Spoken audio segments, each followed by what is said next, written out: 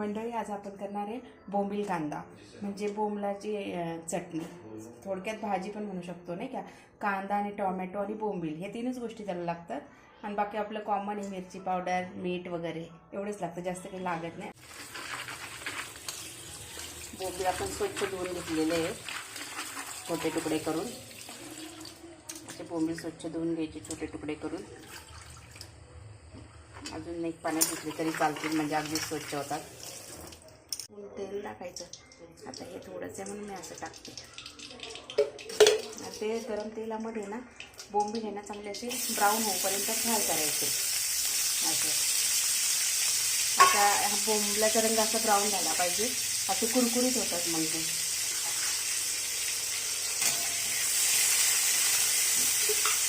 एक 5 मिनिटातच होऊन जातं, जास्त काही टाईम नाही लागत त्याला.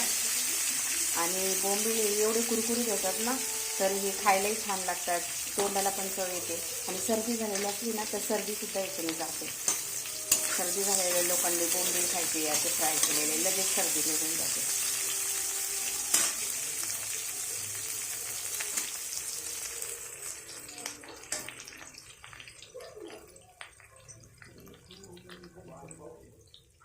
असं ब्राऊन कलर झाला पाहिजे बोंबलाचा.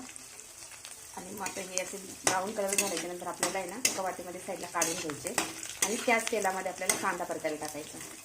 त्याच उरलेल्या तेलामध्ये आपण कांदा परतणार आहे. आता गॅस कमी करून हे बोंबील साईडला काढून घेते वाटीमध्ये.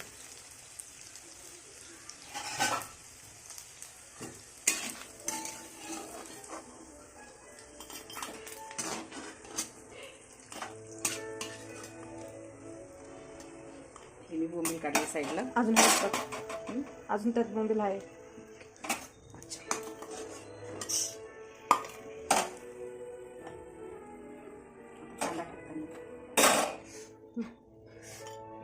आता आहे ना कांदा त्याच तेलामध्ये मी लाल करून घेणार आहे. एक 4 ते 5 जणांचं जेवण बनवते त्यामुळे कांदा मी थोडा जास्त घेते. आणि त्याच क्वांटिटीमध्ये 4 ते 5 कांदे मी घेतलेले आहेत. तसंच आपण ह्या 4 ते 5 कांद्यांसाठी आपण 3 टोमॅटो घ्यायचे. आता हा कांदा पण आपल्याला असं ब्राऊन करायचा आहे, रेड कलर करायचं नाही का. जातो आता ब्राऊन करायचं त्याला वेळ लागेल तो माझी भाकरी होऊन जाते. ते मी परत दाखवते त्यांना ब्राऊन कसा लागेल की नाही. टाकूया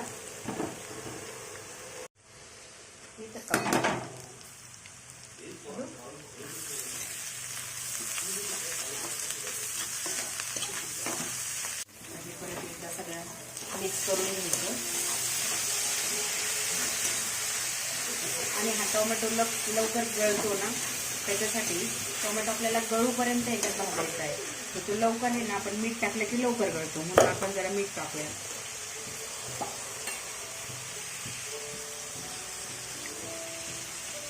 आपल्याला चवीपुरतं मीठ घ्यायचं आहे.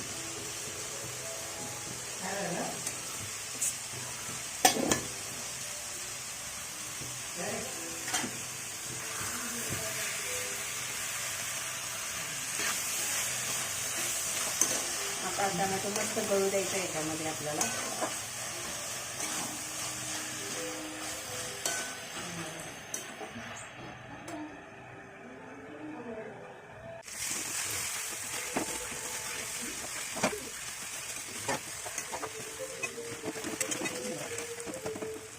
तळालेलं आहे बरं का. आता आपण याच्यामध्ये ना थोडंसं मिरची पावडर, चवीनुसार मिरची टाकायची आपल्याला. चवीनुसार मिरची पावडर. आम्ही थोडं स्पायसी खातो ना म्हणून मी 2 स्पून भरून टाकते मिरची पावडर. थोडीशी हळद.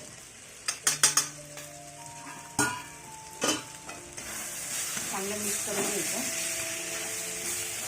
मस्त मिक्स करून घ्यायचं. तर मीठ आपण मग अशी टाकलेलंच आहे. आणि हे बोंबील बघा मी मग अशी फ्राय केले होते, एकदम क्रिस्पी झालेले आहेत बघा, कुरकुरीत झालेत एकदम.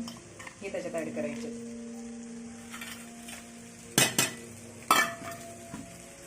चांगले मिक्स करून घ्यायचे आणि 5 मिनिटासाठी फक्त वाफवायचे. एवढं पटकन बनते नाही भाजीला, काहीच वेळ लागत नाही.